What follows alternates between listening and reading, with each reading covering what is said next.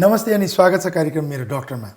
विभिन्न स्वास्थ्य सम्बन्धी छलफल गर्ने क्रममा आज हामी यस कार्यक्रममा अहिले विश्वमा महामारीको रूपमा फैलिएको कोभिड-19 अथवा भनौँ कोरोना भाइरसको विषयमा छलफल गर्नेछौँ। कोरोना भाइरसको विषयमा तपाईँहरूले धेरै कुरा सुन्नुभएको छ। कति कुराहरू सत्य छन् भने कति कुराहरू हल्ला मात्रै छन्। कुन कुरा सत्य हो र कुन कुरा चाहिँ हल्ला मात्रै हो, यस विषयमा आज हामी छलफल गर्दैछौँ यस कार्यक्रममा। वाट इज कोभिड-19 अथवा भनौँ कोरोना भाइरस साँच्चैमा के हो, कसरी सर्छ, कसरी सर्दैन आदि इत्यादि विषयमा छलफल गर्नेछौँ। यसको निम्ति हाम्रो स्टुडियोमा हामीसँग हुनुहुन्छ शुक्रराज ट्रपिकल तथा सर्वरोग अस्पताल अथवा भनौँ हामी टेकु अस्पताल पनि भन्ने गर्छौँ। टेकु अस्पतालका रिसर्च युनिटका संयोजक डाक्टर शेरबहादुर पुन्जु हाम्रो स्टुडियोमा हामीसँग हुनुहुन्छ। म उहाँलाई कार्यक्रममा स्वागत गर्दैछु। स्वागत छ डाक्टर साहब कार्यक्रममा। धन्यवाद। नमस्ते हजुर। नमस्ते। कोरोना भाइरस भनेर के बुझ्छौँ हामी? कोरोना भाइरस एउटा समूहमा यसको चाहिँ विभिन्न प्रजातिहरू भएको एउटा भाइरस हो। खास गरी कोरोना भाइरस भन्ने बित्तिकै यसका 6वटा प्रजाति पहिले देखिसकेको थियो। यो 7औं प्रजाति हो। त्यसमध्येमा चाहिँ योभन्दा अगाडिको चाहिँ 2टा प्रजातिले चाहिँ अलिकति संसारमा विश्वको ध्यान आकृष्ट गरेको थियो। त्यो भनेको एउटा सार्स कोरोना भाइरस, अर्को चाहिँ MERS corona virus. SARS corona virus पनि चीनबाटै देखिएको थियो, जुन चाहिँ सन् 2002-03 तिर एक प्रकारको विश्वमै एउटा तहल्का मचाएको थियो। भने मर्स कोरोना भाइरस सन् 2012 तिर साउदी अरेबियामा देखिएको र अधिकांश सङ्क्रमितहरू पनि साउदी अरेबियामा पनि देखिने गरेको छ, अथवा मिडल इस्ट, किन भन्दाखेरि मिडल इस्ट रेस्पिरेटरी सिन्ड्रोम भन्छौँ हामीले, जुन चाहिँ मध्यपूर्वी देशहरूमा बढी देख्ने गरेको छ। त्यो बाहेक अरू 4वटा भाइरस, ह्युमन कोरोना भाइरस, यसको विभिन्न नाम छ। त्यो चाहिँ अब मलाई जहाँसम्म लाग्छ नेपालमा पनि अनुसन्धानहरूले देखाएको कुरा हो। मतलब मैले भन्न खोजेको के भन्दाखेरि कोरोना भाइरस आफैमा नौलो त होइन, तर यसको जुन एउटा प्रजाति, नयाँ प्रजाति आयो, त्यो प्रजाति चाहिँ नयाँ भाइरस हो। र स्वाभाविकले मानिसहरूको एउटा जिज्ञासा के हुन्छ भन्दाखेरि कुनै पनि नौलो चिजहरू उसको अगाडि छ, देख्यो, सुन्यो भने चाहिँ यो के होला, कसो होला, यसले के गर्छ, कस्तो होला भन्ने कुराहरू जिज्ञासा हुनु जरुरी, यो हुन्छ नि, यो प्राकृतिक हो। त्यसले गर्दाखेरि नेपाल देश मात्र होइन, विश्वमै अरू देश, विकसित देशहरू पनि यो भाइरस अब कति बेला कसलाई कति ठुलो सङ्ख्यामा सङ्क्रमण गर्ला या मृत्यु गराउला, अथवा कुन देशबाट कुन देशमा चाहिँ यो जम्प गरेर जाला, अथवा यो कति कडा कति कम। किनभने अहिलेसम्मको त यो त इन ड्यू भनौँ न, अहिले भइरहेको जुन यो प्रकोप जुन फैलिरहेको जुन छ, यो अहिले प्रकोप फैलिरहेको अवस्थाको तथ्याङ्कहरू मात्र आएको छ। अझ यो पूर्ण तथ्याङ्क होइन भन्छु म आफैले। भनेको मतलब चाहिँ मृत्युदर कति अथवा यो कति प्रतिशतलाई मान्छेलाई बिरामी बनाउँछ भन्ने कुरा अझ यो तलमाथि जुन सङ्ख्या छ अझ पनि आउनु जारी छ र पछि हामी थाहा पाउँछ। यद्यपि मैले कसरी हेर्ने गरेको छु भन्दाखेरि चाहिँ अहिलेको रियल टाइम, अझ आजको दिनसम्म चाहिँ हेर्दाखेरि कोभिड-19 चाहिँ योभन्दा अगाडिको जुन कोरोना भाइरसको जुन प्रजातिको कुरा गरेको थियौँ, तिनीहरूभन्दा कम मृत्युदर भएको मान्दछु। त्यो यो मानेमा कि सार्स सन् 2002-03 देखिएको चाहिँ धन्य लगभग 10% का हाराहारीमा छ मृत्युदर, भने मर्स कोरोना भाइरसको चाहिँ धन्य 30% का हाराहारीमा छ। त्यो दुईटालाई नै हामीले जोडेर मतलब बेग्लै पनि हामीले तुलना गरेर हेर्ने हो भने चाहिँ यो धन्य आजको मितिसम्म आइपुग्दा 3.3% को हाराहारीमा मृत्युदर छ। त्यो भनेको धेरै कम हो। तर मैले अघि भने जस्तै हामी मानव जाति हो, एउटा कुनै चिज पनि एउटा नौलो चिज टेबलमा राख्दियो भने यो के होला, कसो होला, के गर्ला, बम हो कि खानेकुरा हो कि, यो चलाउने तरिका के हो, यो जिज्ञासा भइ नै राख्छ। र यो मानेमा चाहिँ अहिले यो अलिकति छुट्टै नौलो एउटै परिवारबाट निक्लेको एउटा नौलो भाइरस, कोरोना भाइरसकै परिवारबाट निक्लेको एउटा नौलो प्रजाति भएको हुनाले चाहिँ अब यसले कसरी आफ्नो व्यवहार देखाउँछ भनेर चाहिँ जिज्ञासाका साथ हेरिरहेछ। र यही जिज्ञासाकै साथ विभिन्न मनमा खेल्ने भएको हुनाले मानिसमा एक प्रकार डर पनि बढ्यो, किनभने मृत्यु त भइरहेको छ, सङ्क्रमणको सङ्ख्या बढिरहेको छ। त्यो कारणले गर्दाखेरि चाहिँ अलिकति डर, त्रास यो अहिले चाहिँ हामीले देखिरहेको कारण। त्यसको लागि चाहिँ त्रास, डर हुनु हुँदैन, म अहिले पनि त्यो भन्छु। हामीहरूको नेपालीमा अहिले के रहेछ भन्दाखेरि चाहिँ हरेक यो सामाजिक सञ्जालले गर्दाखेरि चाहिँ हरेक समाचार चाहिँ यति छिटो आइरहेछ कि त्यसमा चाहिँ सङ्क्रमितको सङ्ख्या र सङ्क्रमितको मृत्युको सङ्ख्या यो दुवै सँगसँगै आइरहेछ। अनि देश पनि यो देशमा देखियो, फैलियो भन्ने कुराहरू आइरहेको हुनाले चाहिँ मानिसमा एउटा के कल्पना गरेको छु यसलाई चाहिँ काल्पनिक कोरोना भाइरस भन्ने गरेको छु मैले। अब मान्छेले एउटा फिल्म थिएटरमा गएर चाहिँ एउटा फिल्म हेर्दाखेरि चाहिँ उसले आफूलाई हिरो अथवा हिरोइनी अथवा कुनै क्यारेक्टरसँग जोडेर हेर्छ भने जस्तै चाहिँ हामी त्यो पुरा सुनिरहेछौँ। हामी बसेका छौँ नेपालमा, लागिरहेछ कि इटालीमा बसेर हामी डर त्रासमा बसेर जस्तो गरेर। मैले त्यो किन भन्दाखेरि मसँग प्रत्यक्ष धेरै बिरामीहरूको इन्टरेक्सन हुन्छ र उहाँहरूको चाहिँ एउटा भन्नु न त्यो डरले रातभरि निदा नलागेको, मुटुको चालै अनियमित भएको जस्तो, अब प्रेसर बढेको, परिवारको सदस्यले फोर्सफुली जबरजस्ती चाहिँ चेक गर्ने पठाएको, परिवारमा कसै अथवा छिमेकीमा कसैले घाङ्ग्रोघुङ गर्ने बित्तिकै शङ्काको दृष्टिले टाढाबाट हेरेको, यो सबै कुराहरूलाई मैले हेर्दाखेरि चाहिँ हाम्रो समाजमा चाहिँ यसले कसरी व्याप्त साइकोलोजी प्रब्लम ल्याइरहेछ, जसले गर्दाखेरि चाहिँ मानिसको काम गर्ने क्षमतामा अवरोध ल्याउन सक्छ। काम गर्ने क्षमतामा अवरोध भनेको चाहिँ समग्र रूपमा चाहिँ देशको आर्थिक स्थितिमा पनि यसले स्लो डाउन गर्छ। किन भन्दाखेरि चाहिँ एउटा त क्यासको कुरा होला, पर्यटन आएर यतातिर गयो होला, अर्को सँगसँगै हामी आफैलाई चाहिँ बिरामी बनाउँदैछौँ, जसले गर्दाखेरि काम गर्ने क्षमता कमजोर हुन्छ र पक्कै पनि यसले पनि अप्रत्यक्ष रूपमा चाहिँ देशको आर्थिक उसमा चाहिँ जुन सपोर्ट गर्नुपर्ने त्यो जति गरिरहेको थियो त्यति चाहिँ नपुग्न सक्छ भन्ने चाहिँ मलाई लागेको हो। जबसम्म यो संसारमा यो कोभिड-19 पूर्ण रूपमा चाहिँ रोकियो भनेर आउँदैन तबसम्म हामीले हाम्रो तर्फबाट रोक्ने कोसिस गरि नै राख्नु पर्यो। हामी अलिकति सजग हुनै पर्यो, सतर्कता अपनाउनै पर्छ। त्यहाँनिर यो काममा चाहिँ रोक्नु हुँदैन, ताकि यो काम अथवा जुन भौतिक रूपमा हामीले विभिन्न स्थापना गरौँ होला, अब स्वास्थ्यमा गर्दैछन्, त्यो भौतिक रूपमा स्थापना गरेको जति पनि संरचनाहरू छ त्यो अर्को कुनै यस्तै महामारीको लागि चाहिँ काम लागोस्। यो कोभिड-19 अथवा कोरोना भाइरस कसरी सर्छ? मैले यसलाई दुई प्रकारले हेर्ने गरेको छु। एउटा प्रत्यक्ष खोकेर भयो, त्यो डाइरेक्ट कन्ट्याक्ट भयो। सेकेन्ड चाहिँ इन्डाइरेक्ट अप्रत्यक्ष रूपमा भनेर गरेको छु। त्यो चाहिँ कसरी भन्दाखेरि कोही सङ्क्रमित व्यक्तिले बसमा चढिराख्दा खोक्यो, सङ्क्रमितको कुरा गर्दैछु, उसको चाहिँ जुन मुखको छिताहरू कुनै सतहमा अड्क्यो र ऊ त निक्लिन्छ, फेरि अर्को व्यक्ति आउँछ, उसले समात्छ, समातेपछि उसको हात सङ्क्रमित हुन्छ। सङ्क्रमित भएपछि उसले चाहिँ नाक मुख आँखामा कतै चाहिँ मिल्न थाल्यो, चल्यो अथवा कहीँ उसको टच भयो भने चाहिँ ऊ सङ्क्रमित हुने सम्भावना रह्यो त्यहाँबाट। अनि त्यो कारण गर्दाखेरि एउटा डाइरेक्ट, हामी धेरै जस्तो डाइरेक्टको कुरा गर्छौँ, तर इन्डाइरेक्टको चाहिँ एउटा हामीले दिनभरिमा धेरै ठाउँ छुन्छौँ, यता चलाउँछ, त्यो चलाउँछ, यो त्यो भन्ने हुन्छ, तर जानी नजानी हाम्रो हात चाहिँ अनुहारतिर गइरहेको हुन्छ। त्यो एउटा चाहिँ अप्रत्यक्ष रूपमा सर्ने एउटा मुख्य कारण भएको हुनाले मलाई जहाँसम्म लाग्छ अहिले बच्ने उपाय पनि सबैभन्दा राम्रो हात धुनु भनेको कारण पनि त्यो धोइराख्नु है, केही घन्टाको अन्तरालमा, अथवा विशेष गरेर चाहिँ केही चिज छोयो भने तुरन्त धोको राम्रो हुन्छ। हामीले चाहिँ हात धुने बानी बसाल्यो भने यसको लागि मात्र होइन, झाडा पखाला अरू विभिन्न जुन छ रोगबाट पनि बच्न सक्छौँ। यसरी चाहिँ एउटा त अब प्रत्यक्ष एक्सपोजर जुन खोकेर हुने कुरा भयो, दोस्रो कुरा त्यही खोकेरै अप्रत्यक्ष रूपमा छोएर हुने भयो भने अर्को चाहिँ हाम्रो हात यो जुन छ छोएर सर्ने त्यो एउटा सम्भावना चाहिँ रहिरहन्छ। र अहिले पनि सबै देशमा र विशेष गरेर WHO, युनिसेफ जुनै पनि संस्था होस्, अन्तर्राष्ट्रिय संस्था, उनीहरूले चाहिँ हात धुनेलाई चाहिँ सबैभन्दा राम्रो मानेको छ। त्यसले गर्दाखेरि म कतिसम्म भन्छु भन्दाखेरि मास्क भन्दा पनि हात धुन राम्रो हो र त्यसबाट चाहिँ अनेकौँ कीटाणु, कोभिड लगायत अनेकौँ कीटाणुहरूलाई चाहिँ हामीले मार्न सक्छौँ या त्यसबाट हुन सक्ने हानिबाट चाहिँ हामी बच्न सक्छौँ। भनेपछि डाक्टर साहबले भन्नुभयो जस्तै मास्क मात्रै लाएर पनि पुग्दैन। तपाईँको हात सङ्क्रमित छ भने आँखा मिच्नुभयो भने आँखाबाट पनि जान सक्छ, गयो।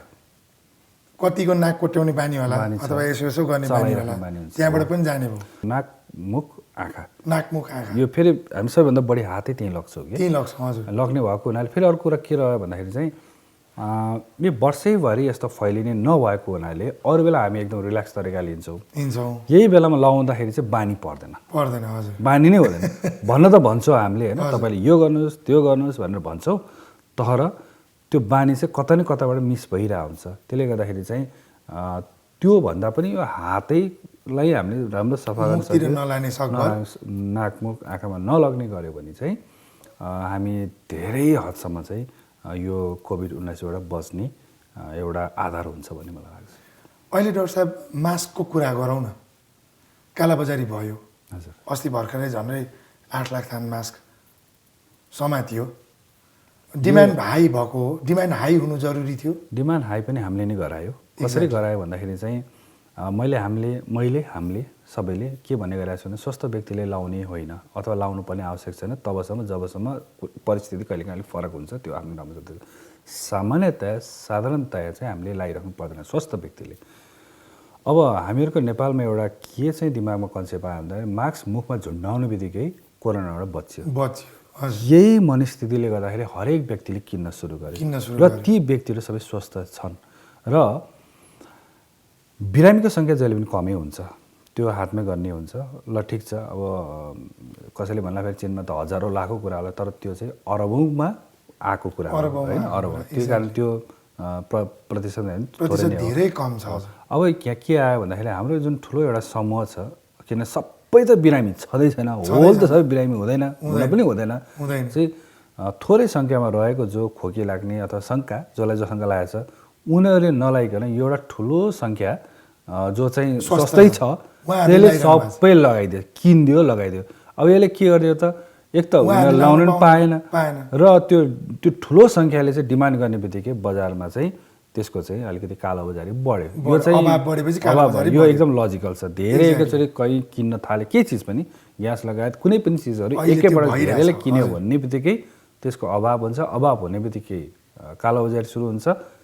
त्यसलाई यो जुन मास्क अहिले जुन समातिरहेको छ ठाउँ ठाउँमा, त्यसलाई यसैको उदाहरण लिन सकिन्छ। त्यही कारणले गर्दाखेरि चाहिँ हामी जो स्वस्थ छौँ कुनै परिस्थिति छोडेर सामान्यतया चाहिँ हामीले जीवनयापनमा चाहिँ स्वस्थ व्यक्ति सबैले दिनभरि लगाएर हिँडिरहनुपर्ने आवश्यकता छैन, आवश्यकै छैन र ती व्यक्तिहरूको सङ्ख्या पनि धेरै नै हुन्छ समाजमा र उनीहरूले नलिकन चाहिँ बरु सङ्क्रमितलाई नै बरु मास्क लगाइदियो भने बरु ऊबाट फैलिने सम्भावना त रहेन भनेको मतलब त्यसरी गऱ्यो भने चाहिँ थोरै मास्क जति मास्क छ हामीले प्रडक्सन जति गर्छ त्यसले पुग्ने पनि भयो र अर्को कुरा त्रासको कुरा पनि छ। अब एउटाले अर्कोले मास्क लगाएपछि डराइहाल्छ, केही छ क्या भन्ने कुराहरू आउँछ होइन, त्यो त्रास पनि धेरै कम हुन्थ्यो होला। आफू इमान्दार हुनु पर्यो।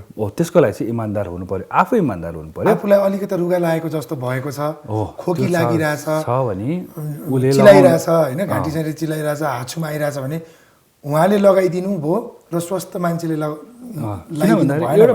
परिवारमै भनौँ न, एउटा बिरामी हुन्छ, चारजना त स्वस्थ हुन्छ, उसले किन लाउनु पर्यो? उसले लगाइदिएपछि त सकियो नि कुरो। एक्ज्याक्टली। बरु ऊ अलिकति अलग्गै बस्दा पनि ठिक होला, बरु उसले बेला बेलामा हात धोइदिए पनि ठिक होला, ऊबाट पनि सङ्क्रमण नसरोस् भन्ने हो। तर स्वस्थ व्यक्ति त जहिले पनि बढी मात्रामै हुन्छ, बढी मात्रामा। संसारमा अहिले पनि त होइन कति अरब जनता छ, कति नै हजार सङ्क्रमित, लाख 5-10 लाखै सङ्क्रमित, 2 लाख जति भनौँ न, त्यो पनि वर्ल्डको कुरा छ। त्यसले गर्दाखेरि चाहिँ हामी यहाँ इमान्दारी भएर जो बिरामी, जो शङ्कास्पद, जो सङ्क्रमित हुनुहुन्छ उहाँले लगाइदिएर स्वस्थ व्यक्तिले नलाउने हो भने यो कालाबजारी भन्ने चिज नै हुँदैन थियो होला, हुँदैन थियो। अब स्वस्थ व्यक्तिले कस्तो ठाउँमा लाउनु पर्यो, डाक्टर साहबले अघि भन्नुभयो कन्डिसन अप्लाई हुन्छ त्यहाँ। जस्तो एकदम भिडभाडमा जानु पर्यो होइन डाक्टर साहब, त्यो भिडभाडमा जाँदा कसैले हाछुम गरिदिएला, ठोकिदिएला, त्यो ड्रपलेटबाट सर्ला कि भनेर लाउने आफ्नो ठाउँमा छ।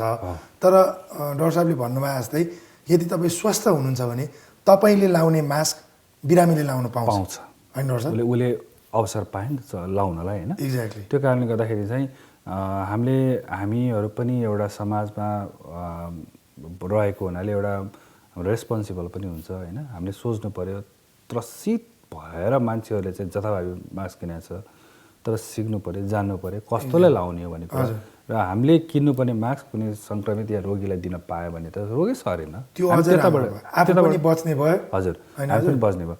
यद्यपि अब लाउँदैमा के बिग्रिन्छ त्यो बिग्रिने कुरा होइन, तर यहाँ सोच्ने कुरा हो। किन भन्दाखेरि एक्ज्याक्टली कुनै पनि समयमा परिस्थितिमा देशमा के परिस्थिति आउँछ त्यो परिस्थितिलाई अनुमान गरेर देशलाई भार नपरिकन, त्यो भनेको देश भनेको हामी नागरिक नै हो, त्यसलाई अप्ठ्यारो नपर्ने गरिकन चाहिँ हामीले आफ्नो ठाउँबाट सोच्नुपर्ने चाहिँ समय हो यो। र यसरी चाहिँ हामी गयो भने पक्कै पनि भोलि त्यो कालोबजारी गर्ने जो बदमासहरू छ त्यसलाई चाहिँ अवसर पाउँदैन थियो होला भन्ने मलाई लाग्दछ। एक्ज्याक्टली, डेफिनेटली डाक्टर साहबले भन्नुभएको धेरै राम्रो कुरा हो। यदि तपाईँहरू स्वस्थ हुनुहुन्छ भने आत्तिहाल्नुपर्ने केही छैन, डराउनु पर्ने केही छैन, मास्क लगाइहाल्नुपर्ने पनि केही छैन। आफ्नो हात चाहिँ सफा राख्नुहोस्, धोइरहनुहोस्। डाक्टर साहब, यसको सिम्पटम्स बताइदिनुहोस् न। यो अरू रुगाखोकीभन्दा कसरी अलिकति भिन्न हुन्छ? पक्कै पनि यो प्रश्न एकदम सान्दर्भिक छ। खास गरी मैले दिनानुदिन यस्तै नाकबाट पानी बग्ने बित्तिकै कतै कोरोना हो कि भनेर आउने, कसैलाई चाहिँ के आयो भन्दाखेरि चाहिँ त्यही उही त हो नि भनेर पनि आउने। अब उही त हो नि भन्ने बित्तिकै मैले बुझ्नुपर्ने अवस्था आइसकेको छ होइन। कसैले चाहिँ टेको भाइरस चेक गर्न आएको भनेर पनि भने। यस्तो प्रभाव परेको छ। किन त्यस्तो प्रभाव पऱ्यो भन्दा प्रारम्भिक जुन लक्षणहरू छ त्यो ठ्याक्क ओभरल्यापिङ एउटै जस्तो हुन्छ। अनि फेरि अर्को सिजन परिवर्तन हुँदैछ, हरेक मान्छे खोक्दैछन्। अनि यो रोकिन पनि छोडेको छैन, विदेशमै सही, रोकिन पनि छोडेको छैन र एकअर्कालाई शङ्का गर्ने बाटो भयो। त्यसले गर्दाखेरि चाहिँ अब म अलिकति सिनारी दिन्छु। नेपालमा अहिले पनि यसको चाहिँ यत्रतत्र बिगी छैन। म पहिले त्यताबाट जान्छु। यदि यस्तो अवस्था हो भने कसरी चाहिँ हामी पहिचान गर्ने सम्भावना हुन्छ? अब म भन्छु, कोही व्यक्ति कोभिड-19बाट अति प्रभावित अथवा प्रभावित भएको क्षेत्र या देशबाट आएको छ र ऊ 14 दिनमा चाहिँ कुनै पनि रुगाखोकी, खोकी, ज्वरो आएको छ भने उसलाई शङ्का गर्नुपर्छ। उसले चाहिँ परामर्श लिनै पर्छ। आवश्यक पर्यो भने ऊ अस्पतालमा गएर भर्ना हुनै पर्छ। अथवा ती देशहरू अथवा क्षेत्रबाट आएका व्यक्तिसँग कोही व्यक्ति बसेको र त्यसको 14 दिनपछि चाहिँ लक्षणहरू देखियो भने उसले पनि सम्पर्क गर्नुपर्छ। ओके, होइन? यो चाहिँ मैले भने हाम्रो देशमा नभएको अवस्थामा अहिले छुट्याउने, मैले त्यसरी छुट्याउँछु, हाम्रो साथीभाइले त्यसरी छुट्याउँछ। केस डेफिनेसन पनि त्यसरी नै जान्छ, कसलाई चेक गर्न पठाउने भने। तर नहोस्, तर भोलि केही गरी हाम्रो त्यस्तो सिर्जना अवस्था भयो जुन इटालीको जस्तो अवस्था भयो भने चाहिँ हामीले सामान्यतया छुट्याउन चाहिँ गाह्रो नै हुन्छ।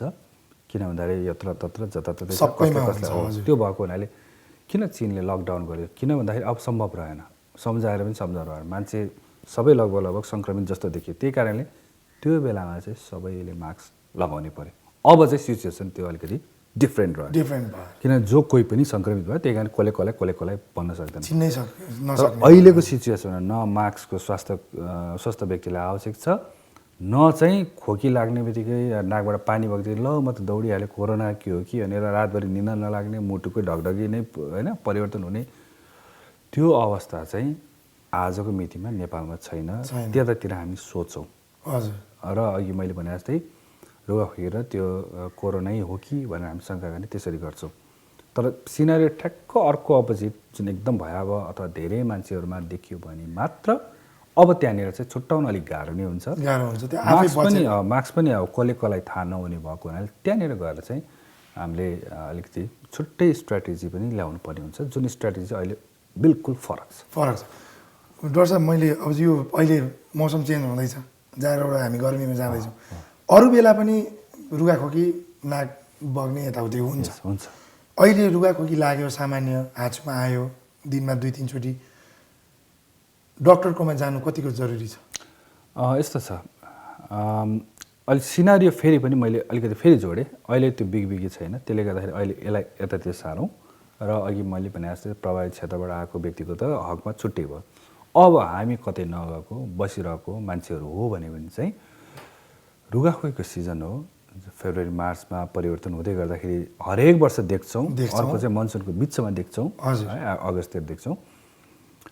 यो अवस्थामा चाहिँ हामीले रुगाखोकीलाई के हेर्ने गरेका छौँ भन्दाखेरि यदि केही गरी दीर्घरोगी होइन, ज्येष्ठ नागरिकहरू हुनुहुन्न अथवा बालबालिका होइन भने चाहिँ सामान्य स्वास्थ्य वयस्कहरूले चाहिँ 4-5 दिन अनि 1 हप्तासम्म चाहिँ उसले आफूलाई आराम गरेर घरमा बस्न पनि सक्छ। तर याद गर्नुहोला, त्योभन्दा बढी थपिँदै गयो अथवा सास फेर्न गाह्रो पर्यो, होइन, ज्वरो आयो भने चाहिँ उहाँहरू पनि बस्ने होइन। एक्ज्याक्टली। अर्को कुरा चाहिँ मेरो आफ्नो वर्षौँको अनुभव, धेरै फ्लूसँग म धेरै बिताए पनि होला, लाखौँ पनि हेरेँ होला मैले। हेर्दाखेरि चाहिँ यो जुन वृद्धहरूले चाहिँ घरमा बसेको युवा अथवा छिमेकी युवाहरूको चाहिँ पुरा सुन्दो रहेछ धेरैले। मैले भिक्स लिएँ, मैले तातो भाप लिएँ, तातो पानी खाएर ठिक पारेँ भन्दो रहेछ। तर याद गर्नुहोला, उहाँहरूको जुन इम्युनी सिस्टम, जुन रोगसँग लड्ने जुन रोग प्रतिरोधात्मक क्षमता र उहाँहरूको क्षमता फरक हो। फरक छ, एकदम फरक अनि छ। तपाईँ हामीले पनि धेरै जस्तो चाहिँ फ्लूको सिजनमा सबैभन्दा बढी अस्पताल भर्ना भएको, आइसियुसम्म गएको र इभन मरेको समेत जुन खबरहरूको चाहिँ तपाईँले उमेर हेर्नुभयो भने यस्तै 55, 60, 70 यस्तै वर्ष वृद्ध नै हुन्छ। त्यही हुन्छ। हजुर। त्यसले गर्दाखेरि चाहिँ अहिलेको जुन क्वेसन छ, मैले जानै पर्छ त भन्ने प्रश्नमा चाहिँ उहाँहरू चाहिँ एकपटक परामर्श लिनै पर्छ, ढिलो नगरौँ। एक्ज्याक्टली। 2-3 दिनमै पनि निमोनिया वात्त बढेको बढेर जान सक्छ। त्यो कारणले गर्दाखेरि उहाँहरूले हेर्नु पर्दैन। युवाहरूमा अथवा यङमा पनि वयस्क र युवामा चाहिँ 4-5 दिन हेर्न सकिन्छ, तर त्यसमा पनि उहाँहरूमा चाहिँ सास फेर्न अप्ठ्यारो परे, कठिनाइ परे चाहिँ बस्ने होइन। सिभिरिटी बढी चाँडै छिटो बढ्यो भने चाहिँ उहाँहरूले पनि सल्लाह लिनुपर्छ। हजुर। सो अहिले चाहिँ यति बेला चाहिँ सिजनै हो। त्यही कारणले गर्दाखेरि देशमा एकदम भयावह स्थिति सृजना भइसकेको छैन। जो आए उनीहरूलाई छुट्टै तरिकाले हेर्छौँ। यहीँ बसिरहेको अवस्था छ भने चाहिँ तर्सिनु परेन। यो हरेक वर्ष मौसमी फ्लू अथवा मौसमी रुगाखोकी भन्ने आएको छ। यद्यपि यसलाई नजरअन्दाज नगरौँ, कोभिडभन्दा कम, किनभने हामी वर्षेनी दुःख पाएकै देखेका छौँ। त्यसको लागि चाहिँ हामी बढी के गर्नुपर्ने, परामर्श लिनुपर्ने या आवश्यक उपचार गर्नुपर्ने हो, त्यो चाहिँ आफ्नो चिकित्सकसँग चाहिँ सम्पर्क गरेर कुराकानी गरौँ। हामी कार्यक्रमको अन्त्यतिर छौँ। हाम्रो दर्शकहरूलाई चाहिँ डाक्टर साहबले जाँदै कोरोना भाइरस अथवा कोभिड-19 को विषयमा फेरि एकचोटि सरल केही छुटेको छ भने बताइदिनुहोस् न। म छुटेको होइन, म फेरि दोहोऱ्याएर भन्छु। अहिले चाहिँ हरेक व्यक्ति आफू कोरोना भाइरसबाट प्रभावित देशमै बसे जस्तो गरेर एकदम मनोत्रास भन्छु म, त्यो अवस्थामा एकदम डराएर बसेको अवस्था मैले देख्छु। अहिले यो अवस्थामा नडराउनुहोस्। डराएर भन्दा पनि डराउँदाखेरि त्यसले अरू हाम्रो स्वास्थ्यमा प्रतिउत्पादक नराम्रो असर पार्ने गर्छ। अहिलेको हालको लागि चाहिँ हाम्रोमा कोही रुगाखोकी लाग्यो भने चाहिँ तुरुन्त कोरोना हुनुपर्छ भन्ने जरुरी छैन, आत्तिनु पर्दैन। र परामर्श लिनलाई या सोधपुछ गर्न तपाईँहरूले हाम्रो अस्पतालमा आएर पनि सल्लाह लिन सक्नुहुन्छ र हामीले त्यो बारेमा जानकारी दिने पनि गरेका छौँ। मैले फेरि पनि भने, हामी इटालीमा या अरू युरोपमा बसिरहेको छैनौँ, हामी नेपालमा छौँ, जहाँ चाहिँ एउटा बाहेक अरू अहिले कन्फर्म केसहरू आएको छैन। र यदि भएको हुँदो हो भने पनि कतिपय व्यक्तिहरू अहिलेसम्म अस्पताल भर्ना भइसक्थे या मृत्यु भइसक्थे। त्यसले गर्दा पनि अहिले त्यो अवस्था छैन भन्ने कुरा बुझिन्छ। तर यति भन्दै गर्दा मैले भन्न जहिले पनि नबिर्सिने भनेको चाहिँ हामी विश्वमा नरोकेको अवस्थामा, कोरोना भाइरसको सङ्ख्या नरोकेको अवस्थामा चाहिँ हामी तयारी गर्नैपर्छ। तयारीमा कमी कमजोरी छ भने सुधार गर्दै लग्नुपर्छ। सर्वसाधारण सतर्क राख्नैपर्छ। सञ्चारको माध्यमबाट, अथेन्टिक सञ्चारको माध्यमबाट कहाँ के भइरहेछ त्यो बुझ्नै पर्छ र सजगता हामी सबैले अपनाउनु पर्ने हुन्छ। र मुख्य कुरा भनेको चाहिँ हामीले हात चाहिँ बारम्बार हामीले नियमित रूपमा चाहिँ सफा गरिराखौँ। त्यसबाट चाहिँ यो जुन कोभिड भाइरस छ सर्दैन, अथवा हामी स्वस्थ रहन्छौँ, अथवा एकबाट अर्कोमा सर्दैन, अथवा आफैलाई सर्दैन भन्ने कुराहरू चाहिँ प्रमाणित भइसकेको अवस्था छ। त्यसले गर्दाखेरि चाहिँ हामी धेरै त्रासमा हेर्नौँ, हामी सजग र सतर्कता चाहिँ अपनाउँ। र डाक्टर साहबले भन्नुभयो जस्तै यदि तपाईँ स्वस्थ हुनुहुन्छ भने मास्कको प्रयोग चाहिँ आफैले गर्नुभन्दा पनि अस्वस्थ, जसलाई चाहिँ शङ्का गरिएको छ, जसलाई रुगा लागिरहेछ, उहाँहरूलाई हामीले लगाउने परामर्श अथवा उहाँहरूको लागि राखिदियौँ भने यो अहिले मास्कको महामारी, अर्को महामारी, फेरि मास्कको महामारी डाक्टर साहब कालोबजारी भइरहेछ, त्यो हुनबाट रोकिन्छ होइन डाक्टर साहब? र मास्क चाहिँ डाक्टर साहबले भन्नुभयो जस्तै मास्क लगाउने भन्दा पनि यदि तपाईँ स्वस्थ हुनुहुन्छ भने चाहिँ हात चाहिँ बारम्बार धोइरहनु पर्यो। हातलाई मुखमा लानु भएन, आँखा मिच्ने, नाक चलाउने, मुखमा लाने गर्नु भएन होइन डाक्टर साहब? हजुर। स्टुडियोमा आइदिनु भयो, कोरोना भाइरस र अथवा कोभिड-19 को विषयमा यति धेरै जानकारी सरल रूपमा हामीलाई प्रस्तुत गरिदिनु भयो। धेरै धेरै धन्यवाद। मलाई यस्तो मौका दिनुको यहाँ इमेज च्यानललाई पनि धेरै धेरै धन्यवाद। थ्याङ्क यू हजुर। नमस्ते। त अर्को हप्ता तपाईँको आफ्नै कार्यक्रम मेरो डाक्टरमा अन्य कुनै स्वास्थ्य सम्बन्धी छलफल लिएर उपस्थित हुने नै छौँ। तबसम्मको लागि मेरो डाक्टरको सम्पूर्ण युनिट बिदा चाहन्छ। नमस्ते, स्वस्थ रहनुहोला।